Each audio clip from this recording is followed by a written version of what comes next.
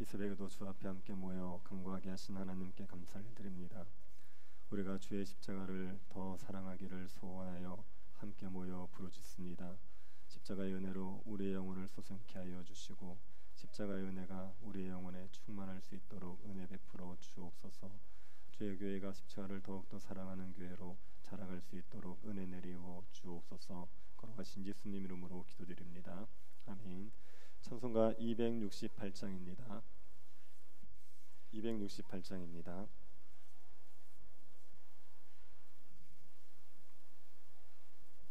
통일 찬송가는 202장입니다.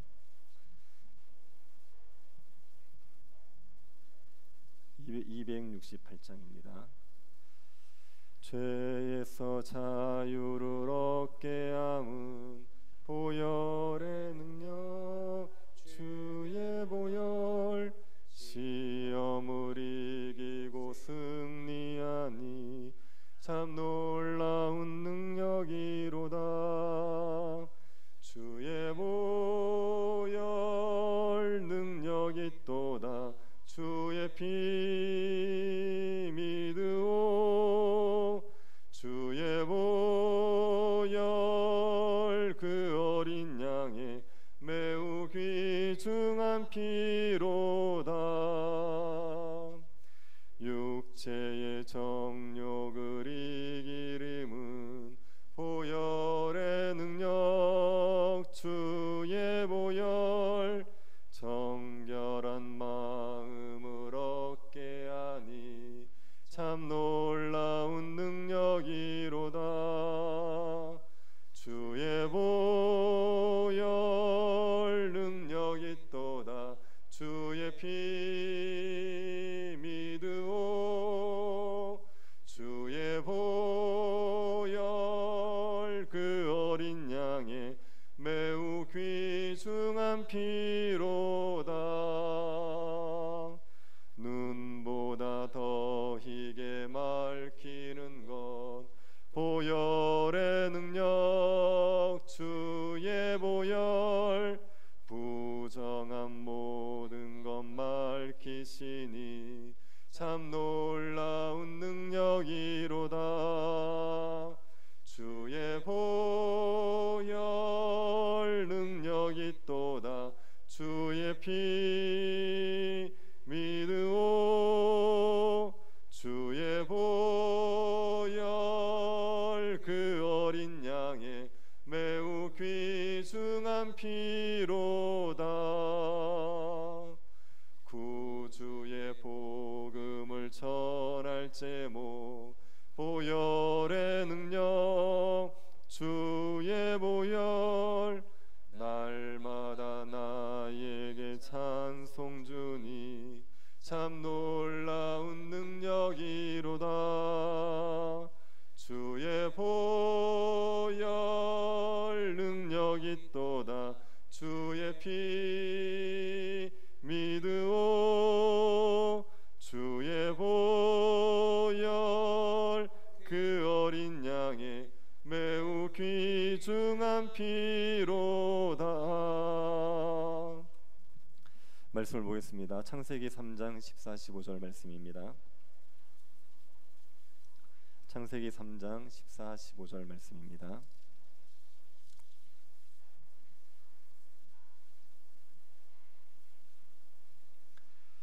찾으셔서 합독을 하도록 하겠습니다. 14, 15절입니다.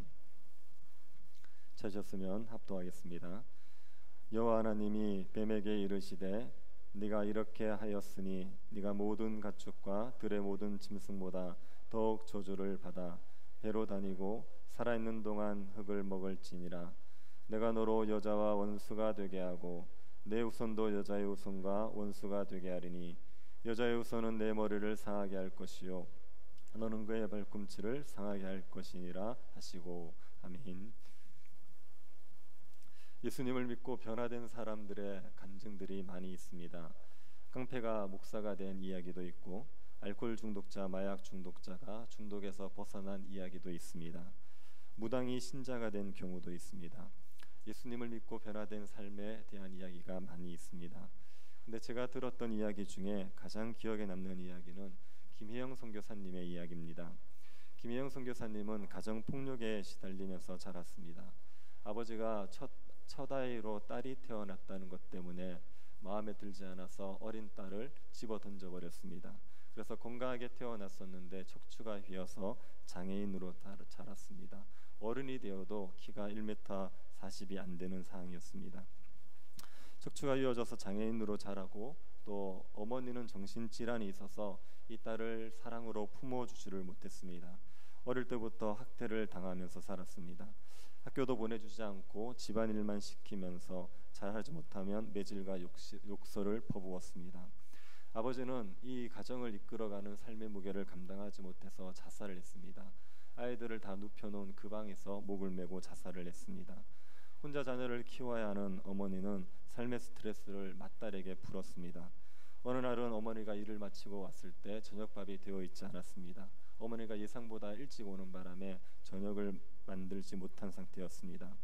그러자 분노한 어머니가 딸을 죽이겠다고 부엌에서 칼을 들고 딸에게 달려들었습니다. 그 길로 김영 선교사님이 집을 나오게 됩니다. 그리고 남의 집에서 식모살이를 했습니다. 장애인이었고 아버지는 자살을 했고 어머니는 자기를 죽이려고 했고 학교도 못 다니고 가진 것도 없고 이런 삶이 얼마나 괴로웠겠습니까? 그래서 한 가지 생각밖에 없었습니다. 이대로 죽었으면 좋겠다. 그 생각으로 10대 때를 보냈습니다. 그런데 교회를 우연히 다니게 되었고 예수님을 믿게 되었습니다. 예수님을 믿고 나서 마음이 바뀌었죠. 그러고 나서 그 변화된 마음의 상태를 한마디로 이렇게 얘기했습니다. 이대로 죽어도 좋겠다. 이렇게 얘기했습니다. 저는 이 표현이 복음이 어떻게 사람을 변화시키는지를 너무 잘 보여준다고 생각합니다. 복음을 알기 전에는 사람들이 이대로 죽었으면 좋겠다는 마음으로 살아갑니다. 그런데 복음을 알고 나면 이대로 죽어도 좋겠다는 마음으로 사람의 마음이 바뀌게 되는 겁니다. 죽는 것보다 사는 게 낫다고 생각했던 사람들이 너무 행복해서 이렇게 살다 죽어도 좋겠다는 마음이 들게 됩니다. 이게 복음의 능력입니다. 복음은 모든 믿는 자를 구원하는 능력이 됩니다. 우리가 고난주간과 부활주의를 맞이하면서 이 복음의 능력을 다시 한번 경험할 수 있게 되기를 바랍니다. 우리도 이전에는 이대로 죽었으면 좋겠다는 마음으로 살았던 사람들입니다. 그런데 복음을 믿고 변화되어서 이대로 죽어도 좋겠다는 마음으로 살고 있는 겁니다. 평안을 알지 못했던 우리들이 복음 때문에 평안을 알게 된 거지요. 웃을 일이 없던 우리들이 복음 때문에 웃을 일이 생기게 된 겁니다. 우리를 변화시켰던 그 복음은 지금도 우리를 변화시키는 능력이 됩니다. 삶의 어려움으로 힘들어하고 있는 우리를 다시 일으켜줄 수 있는 것이 복음입니다. 잃었던 평안을 회복시켜주고 잃었던 기쁨을 회복시켜주는 것이 복음입니다. 복음은 지금도 우리의 능력이 됩니다. 그래서 우리가 고난주간을 맞아서 예수 그리스도의 십자가를 다시 한번 묵상하면서 복음의 능력으로 우리의 심령이 새로워지는 그런 은혜가 있게 되기를 바랍니다. 이번 특별 새벽 기도회 때는 창세기에 나타난 그리스도의 고난에 대해서 살펴볼 겁니다.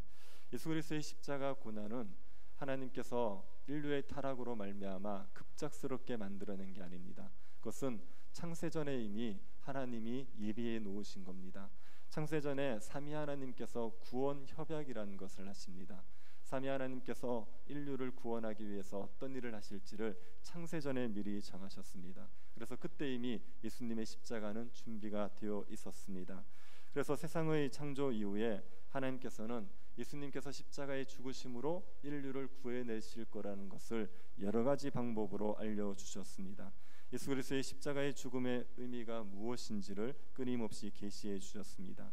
창세기에도 예수님의 십자가 죽음을 알리는 이야기들이 있고 예수님의 십자가 죽음이 어떤 의미인지를 우리에게 알려주는 부분들이 있습니다. 이 부분들을 살펴보면서 예수 십자가 고난이 어떤 의미인지를 생각해 보겠습니다. 창세기에서 예수님의 십자가 고난에 대해서 가장 먼저 계시된 곳이 창세기 3장 15절입니다. 내가 너로 여자와 원수가 되게 하고 내 후손도 여자의 후손과 원수가 되게 하리니 여자의 후손은 내 머리를 상하게 할 것이요 너는 그의 발꿈치를 상하게 할 것이니라 하시고, 여기에 보면 대립되는 세 부류가 나옵니다. 첫 번째는 뱀과 여자입니다. 두 번째는 뱀의 후손과 여자의 후손입니다. 그리고 세 번째는 그로 표현되는 여자의 후손과 뱀의 관계입니다. 우선 하나님께서 뱀과 여자를 원수가 되게 합니다. 여기 말하는 뱀은 사탄이고 여자는 하와를 비롯한 하나님의 구원 역사에 쓰임 받는 모든 여자들을 이야기하는 겁니다. 하나님께서 구원 역사에 여자를 쓰시겠다고 말합니다. 이건 여자에게 베풀어 주시는 은혜입니다. 여자가 먼저 뱀의 유혹에 넘어가지 않았습니까? 이로 인해서 여자는 두고두고 비난을 받게 되는 겁니다. 아담에게 계속 핍박을 받았을 수 있죠. 그런데 하나님께서 여자를 통해서 구원을 이루겠다고 하시는 겁니다. 여자가 먼저 범죄했지만 여자가 하나님의 구원 통로로 쓰임받게 해주므로 여자의 위상을 다시 회복시켜 주는 겁니다. 하나님은 뱀과 여자의 관계를 적대적인 관계가 되게 하겠다고 하셨습니다. 여자가 뱀의 유혹에 넘어가서 뱀과 한편이 되어버린 겁니다. 하나님을 대적하는 일에 한편이 되었습니다. 그런데 하나님께서 여자에게 뱀에 대한 적대심을 불어넣습니다.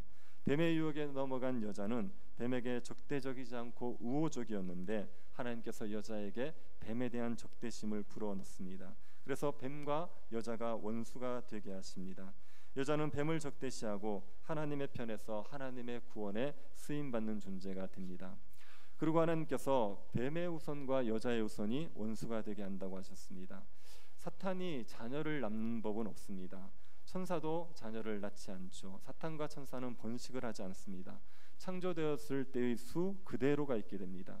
그러면 여기서 뱀의 후손은 누구를 말하겠습니까?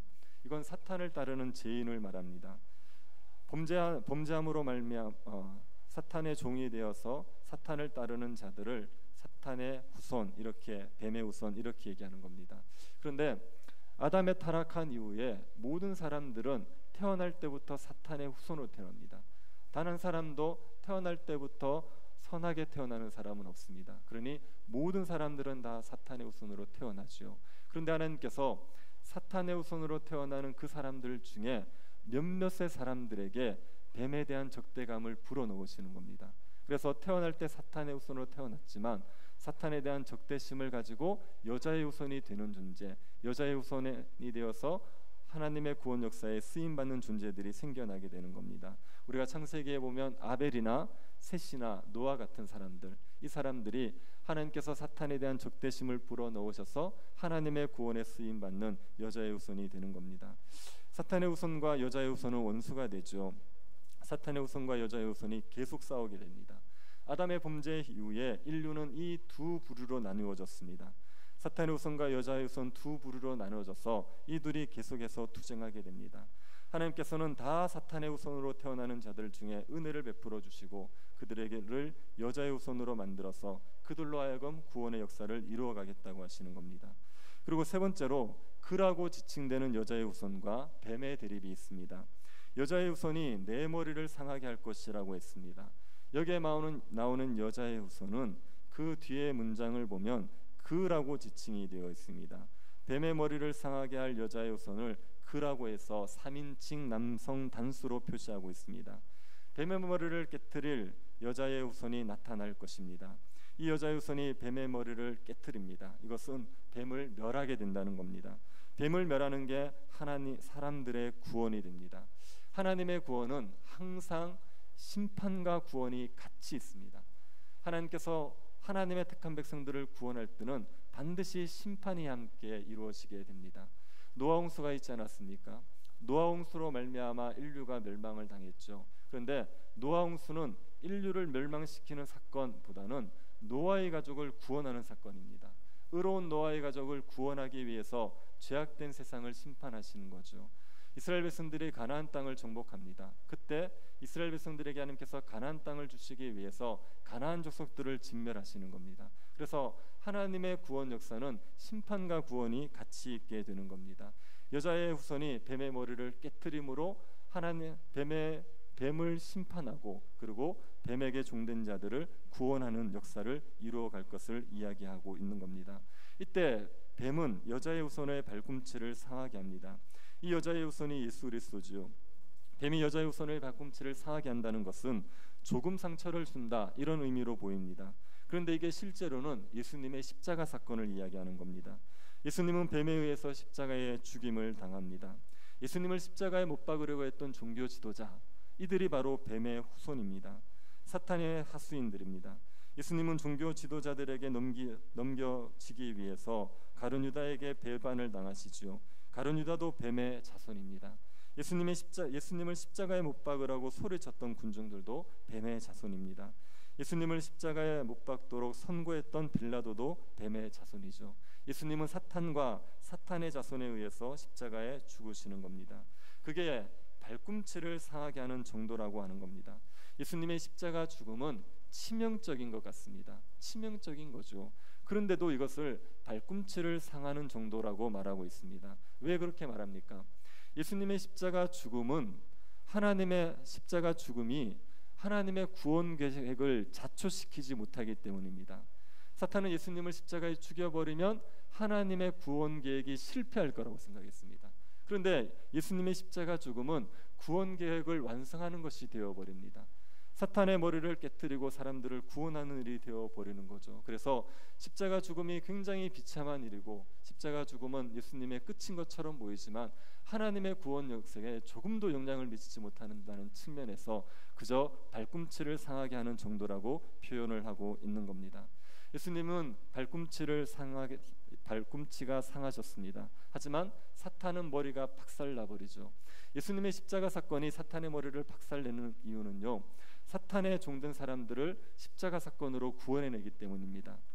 사람이 사탄의 말을 들을 때 그때 사탄의 종이 되어버렸습니다. 사탄의 종이 되어서 죄 가운데 살아가게 되는 거죠. 그러면 사탄의 말을 절대적으로 사탄의 말에 복종하면서 그 사탄에서 절대로 벗어날 수 없는 상태가 되어버린 겁니다. 이 사람들은 끊임없이 하나님을 대적하고 죄를 짓습니다. 그러다가 사망에 이릅니다. 이 사람들은 자기의 힘으로는 사탄의 권세에서 벗어날 방법이 없습니다. 자기의 문제는 제 문제를 해결할 수 없기 때문에 사탄의 종노릇에서 벗어날 수 없습니다. 이런 사람들을 위해서 예수님이 십자가에 죽으신 겁니다. 예수님의 십자가 죽음으로 사람들이 받아야 될 죄형벌을 대신 지불해버린 겁니다. 죄의 값을 지불했기 때문에 얼마든지 사탄의 종에서 벗어나도록 풀어나도록 해주실 수 있는 겁니다. 예수 십자가를 믿으면 누구든지 죄의 형벌을 받은 것이 됩니다. 그러니 더 이상 사탄의 종노릇을 하지 않습니다. 예수 그리스도에게 속한 자가 되어서 하나님을 섬기며 복을 누리며 살아갈 수 있게 되는 겁니다. 그래서 예수 그리스도의 십자가가 사탄의 머리를 박살내버리고 사람들을 구원하는 십자가가 되는 겁니다. 사탄의 지배를 받는 사람들이 예수 그리스도를 믿는 자로 바뀌지요. 이 사람들에게 나타나는 가장 결정적인 변화가 무엇이겠습니까? 사탄의 지배를 받는 사람들은, 사탄의 종된 사람들은 자기가 하나님의 자리에 올라가 있습니다. 자기가 하나님의 자리에 올라가서 자기 마음대로 살아갑니다. 사탄이 사람들에게 선악과를 따먹도록 유혹할 때 뭐라고 그럽니까? 그걸 따먹으면 하나님처럼 될 거라 그랬어요. 그 유혹에 넘어가서 사람들이 선악과를 따먹은 겁니다. 그래서 사탄의 후손들은 자기가 하나님의 자리에 올라서 자기 마음대로 살아가고 자기를 위해서 살아가는 겁니다. 사탄이 사람들에게 끊임없이 말합니다. 네가 하나님이 되어라. 네가 내 삶의 주인이다. 네 마음대로 살아라. 네가 원하는 대로 해라. 네 인생은 너의 것이다. 너의 행복이 가장 중요하다. 이런 말을 계속하는 겁니다. 이건 하나님의 창조 질서를 부정하는 겁니다.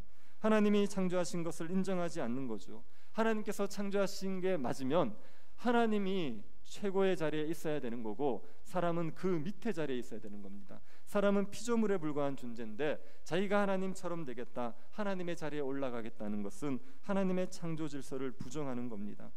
하나님의 창조 질서를 부정하는 사람이 복을 누릴 수 있는 방법은 없습니다. 하나님의 자리에 오른 사람이 복을 누리고 살아가는 방법은 없습니다. 사람이 고통스럽게 살아가는 이유는 그 중심에 자기 자신이 있어서 그렇습니다. 끊임없이 자기의 유익을 생각하고 자기 자신의 영광을 생각하고 자기 자신이 어떻게 될지를 고민하고 사니까 우리 안에 사망의 고통이 있게 되는 겁니다. 고린도후서 7장 10절에 이런 말씀이 있습니다. 하나님의 뜻대로 하는 근심은 후회할 것이 없는 구원에 이르게 하는 회개를 이루는 것이요 세상 근심은 사망을 이루는 것이니라. 세상의 근심은 사망을 이룬다고 얘기했습니다. 우리 자신을 끊임없이 생각하면 결국은 사망에 이릅니다. 우리 자신을 끊임없이 생각하면 죽을 고생만 하게 되어 있습니다. 하나님을 생각해야 될 사람들이, 하나님을 중심에 둬야 될 사람들이 자기가 삶의 중심이 되어서 끊임없이 자기의 영광만을 생각하고 자기의 일만을 생각하면 결국은 사망에 이르게 되는 겁니다. 이런 사람들을 예수 그리스도께서 건져내시지요. 그리고 예수 그리스도께 속한 자가 되게 합니다.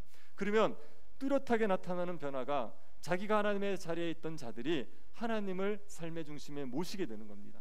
무엇을 하든지 간에 하나님의 영광을 위해서 하게 되고 하나님을 위해서 자기를 드리는 삶을 살아가게 되는 겁니다. 삶의 주인이 바뀌어 버립니다. 삶의 중심이 바뀌어 버리는 겁니다. 무엇을 마실까 먹을까를 밤낮 자기를 위해서 고민하던 사람들이 어떻게 하나님의 영광을 위해서 살까를 밤낮 고민하며 살아가게 되는 거죠. 이 변화가 사람들에게 구원의 은혜를 누리게 되어 있습니다. 하나님을 삶의 중심에 두는 사람들에게는 평안이 있게 되어 있습니다.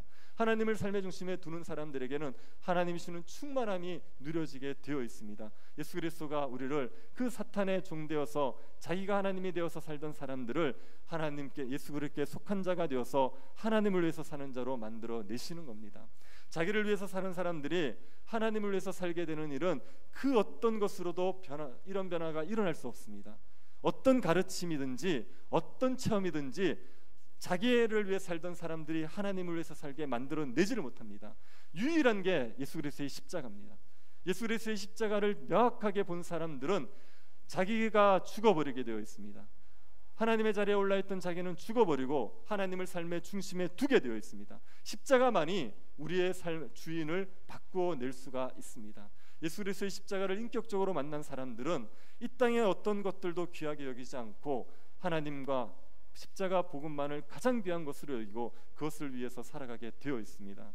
제가 박정호 목사 장로님 간증을 한번 들어보니까 이분이 서울대 음대에서 수석을 하셨더군요.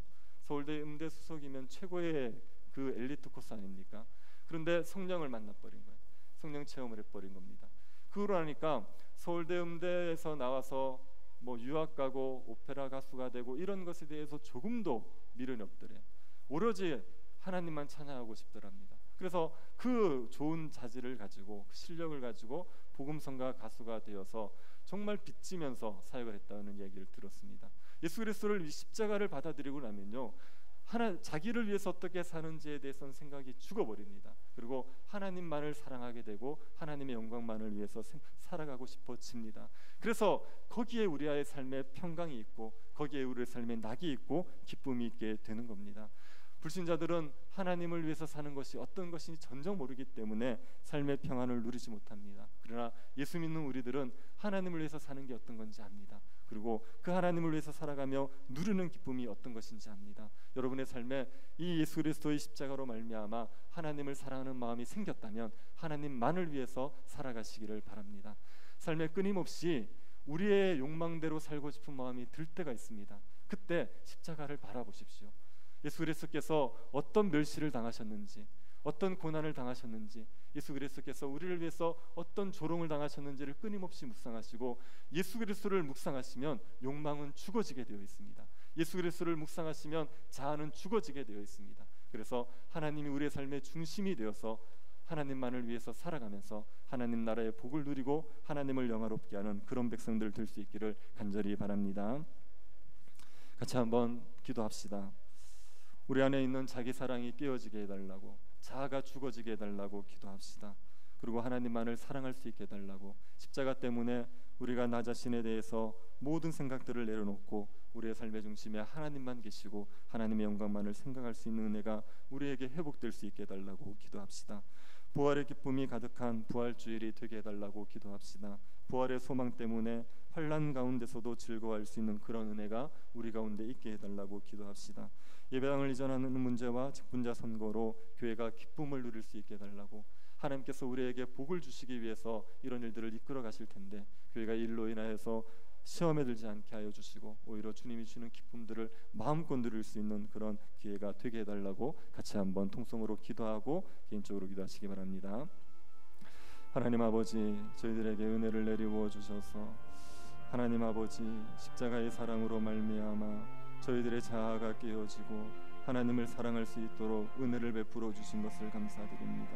하나님, 우리가 다시 회복되기를 원합니다. 십자가의 사랑을 다시 회복할 수 있게 하여 주시옵소서. 십자가의 사랑을 다시 회복하고 하나님 아버지만을, 하나님만을 우리의 삶의 중심에 두고 살아가는 백성들이 되게 하여 주시옵소서. 우리 자아가 어떻게 되는 것에 마음 빼앗기지 말게 하시고 우리의 삶을 근심하고 걱정하지 말게 하여 주시고 하나님만을 사랑할 수 있는 하나님만을 위해서 살아갈 수 있는 백성들이 되게 하여 주옵소서. 끊임없이 우리 자아에 대한 염려들이 우리를 사로잡게 되어 있습니다. 그럴 때마다 십자가로 돌아가게 하십시오.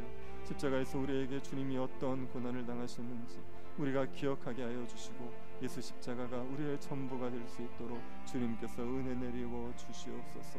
부활의 주일을 준비하고 있습니다. 우리에게 부활의 기쁨을 주옵소서. 우리에게 부활의 소망들을 풍성케 하여 주옵소서. 십자가로 말미암아 우리가 누리게 된 그 은혜 때문에 부활의 소망들을 가지고 환난 가운데서도 즐거워할 수 있는 주의 거룩한 백성들이 되게 도와 주옵소서. 예배당을 이전하는 문제, 직분자를 세우는 문제가 교회의 기쁨이 되기를 원합니다. 하나님께서 우리에게 은혜를 베푸셔서 이 모든 일들을 이끌어 가시고 계시는 줄 믿사오니 하나님 우리에게 은혜를 내리고 주셔서 이 모든 일들 가운데 살아계신 하나님을 보게 하여 주시고 주님의 손길을 보게 하여 주시고 저희들이 기쁨으로 일들을 감당할 수 있게 하여 주시옵소서. 주님께서 우리의 교회를 충만케 하기 위하여 이 모든 일들을 이루어 가시는 줄을 믿습니다. 하나님을 신뢰하게 하여 주시고 주님의 선하신 손을 전적으로 의지하고 주의 인도하심에 순종하게 하여 주셔서 이 모든 일이 교회의 충만함에 이르는 일들이 될 수 있도록 주님께서 역사하여 주시옵소서. 은혜를 베풀어 주시옵소서.